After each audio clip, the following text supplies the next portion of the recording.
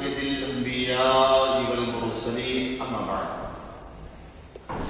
فأعوذ بالله من الشيطان الرجيم بسم الله الرحمن الرحيم إن الله وملائكته يصلون على النبي يا أيها الذين آمنوا صلوا عليه وسلموا تسليما اللهم صل على سيدنا محمد وسلم صلوا عليه الصلاة والسلام عليك سيدي يا رسول الله صلى الله تعالى عليه وسلم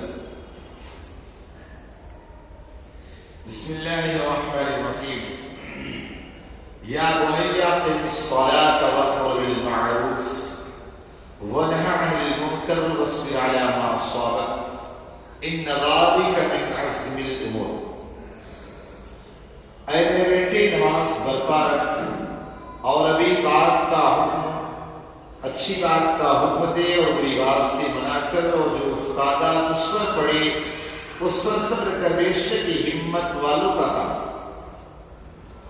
کل آپ نے آیت کریمہ کی تفسیر سنی کہ حضرت لقمان حکیم اپنے بیٹے کو بڑے پیارے انداز میں سمجھا رہے ہیں کہ میرے بیٹے نماز قائم کرو نماز کی پابندی کرو تو ہمیں بھی چاہیے کہ ہم بھی اپنی اولاد کو نماز کا پابند بنائیں اس لیے میرے آقا نے یہ فرما دیا نا کہ 7 سال کا ہو جائے بچوں کو نماز کا حکم دو 10 سال کا ہو جائے اسے مال کی نماز کو لیکن نمازی بناؤ کیوں جب بچہ بالغ ہوگا تو بالغ ہونے کے ساتھ نمازوں کا پابند ہو جائے نماز سال کی عبادتوں میں سب سے افضل عبادت کا نام اگر ہم نمازی نہیں تو پھر بیکار بہرحال اس کے حوالے سے کل بہت کچھ آپ نے سنا اب دوسرے پوائنٹ پر آتے ہیں کہا بھلائی کا حکم دو اور برائی سے روکو ویسے یہ کام ہر انسان پر لازم میرے آقا صلی اللہ علیہ وسلم نے فرمایا کلکم راعٍ وکلکم مسئول عن رعیتہ کہ تم میں سے ہر شخص مبلغ ہے ہر شخص نگراں ہے اور اس کی نگرانی کے حوالے سے پوچھا ہے یعنی ضروری نہیں کہ آپ مولانا ہو تبھی کسی کو برائی سے روکیں گے تبھی اچھی بات کا حکم دیں گے نہیں آپ اگر مسلمان ہیں تو آپ پر ہی لازم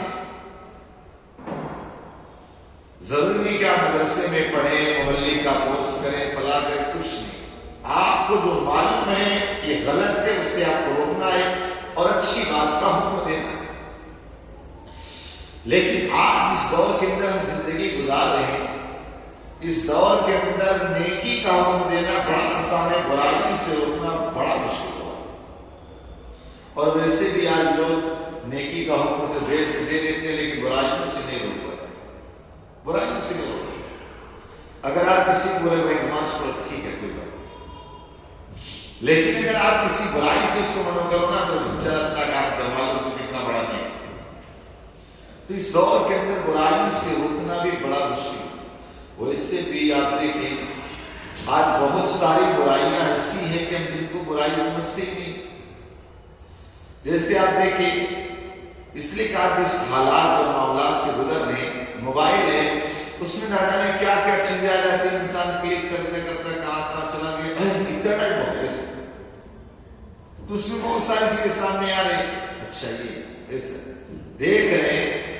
تب بھی انسان اس کو ہٹا نہیں رہا ہے تو اسے برائی سمجھ ہی نہیں رہا حالانکہ ایک مومن کی شان یہ ہوتی کہ میرے آقا نے ارشاد فرمایا اگر مومن سے کوئی گناہ ہو جائے وہ ایسا ڈرتا ہے کہ اس کے اوپر پہاڑ تنا ہوا ہے بس گر جائے فوراً میں توبہ کرتا اور منافق ہے نا اس کو کوئی فرق نہیں پڑتا کوئی گناہ بھی ہو جائے تو کوئی فرق نہیں پڑتا بس اتنا جیسے انسان کی ناک پہ مکھی بیٹی بغل اسی طرح کا منافق تھا تو آج ہمارا بھی بہت سارے گناہوں کا ایسے ہی معاملہ کہیں شادی بیاہ میں گئے ناچ گانا والا کھڑے دیکھنا تیرے لیے جائے گا تیرے تو حکم تھا تو برائی سے روکتا لیکن نہیں تو کہا ہے بیٹے برائی سے روکنا. اور میرے آقا علیہ السلام نے بھی فرمایا کہ من رأى منکم منکرا فلیغیرہ بیدہ فإن لم يستطع فبلسانه فإن لم يستطع فبقلبه فهو ذاک اضعف الایمان. فرمایا اگر تم میں سے کوئی بندہ برائی دیکھے تو اپنے ہاتھ سے رکھے بھائی, سمجھے نا, اور نہیں روک سکے زبان سے روکے, پھر طاقت دل میں برا ہو جانے. کہا یہ ایمان کا بڑا کمزور درجہ ہے. کب اسے وہاں دھکا لگے وہ چلا جائے, کب اسے دھکا لگے وہ چلا جائے. تو کہا برائی سے روکنا اور نیکیوں کا حکم دینا. اگر بندہ آپ کی وجہ سے کوئی نیک بن گیا, ساری زندگی عبادت کرے گا, نیکیاں کرے گا, اس کا ثواب جتنا اس سے ملے گا تجھے بھی ملے گا. لیکن اگر انسان نیکیاں کر رہا اور اپنے پڑوسی کو نہیں روک رہا تو بچے گا نہیں. پڑوسی آپ جنت میں جاؤ گا روک دے گا, اللہ اس کے لیے لے گا, جنت سے جانے سے روک دے گا. تو اگر ہم نیک بنے ہیں تو ہماری اولاد بھی, بیوی بچے بھی سب نیک بنانے کی کوشش کریں. پھر فرمایا اے بیٹے جو تجھ پر آ پڑے اس پر صبر کر. یہ بہت مشکل چیز ہے. اگر ہم پر کوئی معاملات مصیبتیں آتی ہیں, اللہ آج ہم لوگ ایسے ہیں, اللہ تعالیٰ ہمیں اپنے حفظ و امان میں رکھے اور اللہ تعالیٰ صبر کی ہمیں توفیق دے. ورنہ ہر انسان کا حال یہ کہ پریشانیاں آتی ہیں, انسان بالکل آپ دیکھیں نہ جانے کچھ نہیں تو کم سے کم دل میں پتہ نہیں کیا کیا خیالات آنے لگتے. یار میں اللہ کی عبادت بھی کرتا ہوں, یہ بھی کرتا ہوں, یار میرے ساتھ ایسا ہوتا ہے. تو ہمیں اپنے آپ کو یہ کہہ کے ماننا پڑے گا ایوب علیہ السلام تو اللہ کے نبی کے اوپر مصیبت دیکھی میں, میرے آقا علیہ السلام تو سرور کائنات ہیں, پھر بھی اللہ دنیا کے اندر کیسی مصیبتیں, میرے اور آپ پر ایسی مصیبت آئی کہ ہم کو پتھر مانگنا پڑا. میرے آپ پر ایسی مصیبتیں آئی کہ جس میں کیڑے چل رہے ہوں, ہمارے ساتھ ایسی مصیبتیں تو نہیں ہیں. سوچ ذرا بلال حبشی رضی اللہ تعالی گرم گرم ریت پر سلا دیا, گرم گرم, ہمیں تو سلایا نہیں جاتا. آج اس کی بات یہ ہے نا, یہ جو موب لنچنگ ہو رہی ہے, ہو رہی, وہ ہو رہی, یاد رکھیں کوئی نئی بات نہیں. یہ مسلمانوں کے لیے آزمائش کوئی نئی چیز نہیں.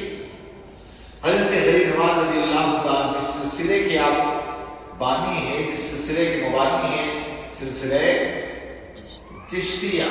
کون سا سلسلہ ہے؟ ان کے اوپر آتے شیخ ابو احمد عبدال. کیا نام ہے؟ شیخ ابو احمد عبدال. یہ چشتی, ان کے دور میں بھی بہت سارے غیر مسلم نا مسلمانوں کو پکڑتے خوب مارتے, مولنچی کرتے, مارنے کے بعد زیادہ کرتے, جب حد ہو جائے اٹھا کے آگ میں ڈالتے. حضرت ابو احمد عبدال چشتی رحمۃ اللہ تعالی علیہ, آپ راستے سے گزر رہے تھے, غیر مسلموں نے پکڑ لیا, پکڑنے کے بعد خوب مارا. حد یہ ہو گئی کہ آپ کو لے کے گئے آگ میں ڈالنے کے لیے, لیکن ان پر جو یہ ایسا ڈر تھا نہیں ہوا, تو سب چھوڑ کے بھاگے پیچھے. آپ نے فرمایا آپ کو ڈالو نہ ڈالو, آپ کی خواہش ہے نا ڈالو ڈالو, نہیں ڈالو نہیں, آپ تمہاری خواہش ہے نا آگ میں ڈالو اور میں تمہاری خواہش پوری کر کے رہوں. کہا تم نہیں ڈالو گے میں خود سے آگ میں چلا جاؤں. ارے تمہیں کیا کرے, نہیں میں خود سے جاؤں گا, تمہاری خواہش کی اپنے آگ میں ڈالنا. آپ نے خود سے آگ میں چھلانگ لگائی, آگ نہ رہی وہ باغ بن گئی, آگ نہ رہی باغ بن گئی. اب جب کافروں نے دیکھا نا, مسلموں نے سارے کے سارے کلمہ پڑھتے ہوئے دائرہ اسلام میں داخل کیا. تو آج ہمارے ساتھ تو ایسا نہیں ہے, اچھے خاصے ہٹے کٹے کھا پی رہے ہیں سب.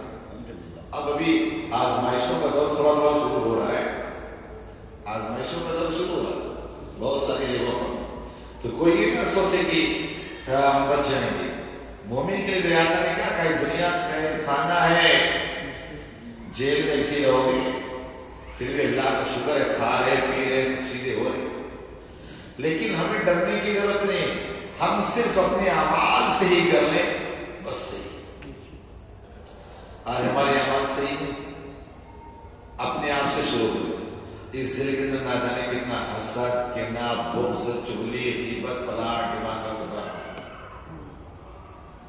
آج کسی بھی فیلڈ میں آپ چلے جائیں، ایک عالم ہے دوسرے عالم سے حسد رکھ رہا ہے، ایک مفتی ہے دوسرے مفتی سے رکھ رہا ہے، ایک بزنس مین ہے دوسرے بزنس مین سے رکھ رہا ہے، ایک جو بھی فیلڈ سے ہے کہ ہر جگہ آپ کو حسد ضرور ملے گا۔ صحیح ہے، ہر فیلڈ کے اندر آپ کو حسد مل جائے گا۔ کورٹ میں کام کرنے والے وہاں بھی آپس میں دوسرے سے حسد کا شکار ہے۔ مطلب کسی بھی فیلڈ میں آپ کو ایسا نہیں ہوگا کہ محبت آپ کو مل جائے۔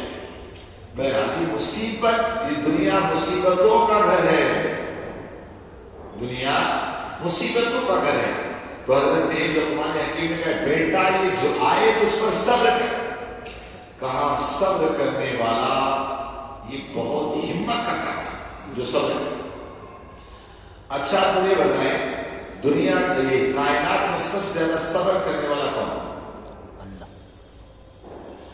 کائنات میں سب سے زیادہ صبر کرنے والا اللہ۔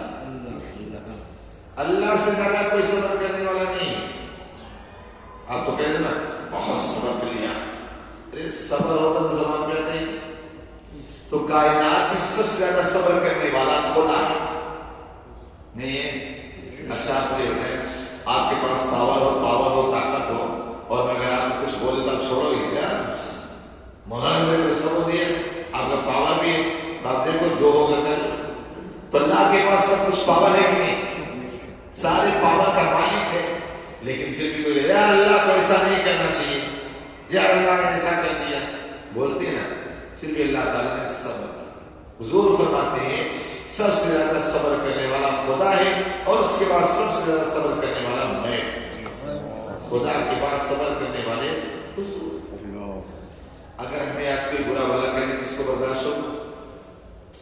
موسیٰ علیہ السلام کو تسلیم نے ایک مرتبہ اللہ کی بارگاہ میں عرض کی، اے اللہ تو میرے لیے ایسی چیز پیدا کر دے تاکہ لوگ مجھے برا بھلا کہیں۔ کیا کہا؟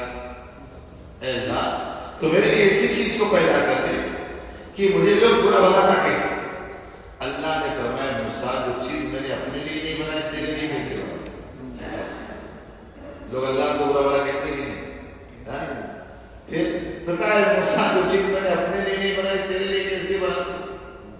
بہرحال تو صبر تو کرنا پڑے گا، لیکن ہاں صبر گھر سے بھی شروع ہوتا ہے۔ گھر سے سب سے بڑا صبر شروع ہوتا ہے، بیوی کو سنبھالنا، بچوں کو سنبھالنا، ماں باپ کو سنبھالنا، بہنوں کو سنبھالنا، گیس سنبھالنا، یہی سے سب سے بڑا صبر شروع ہوتا ہے۔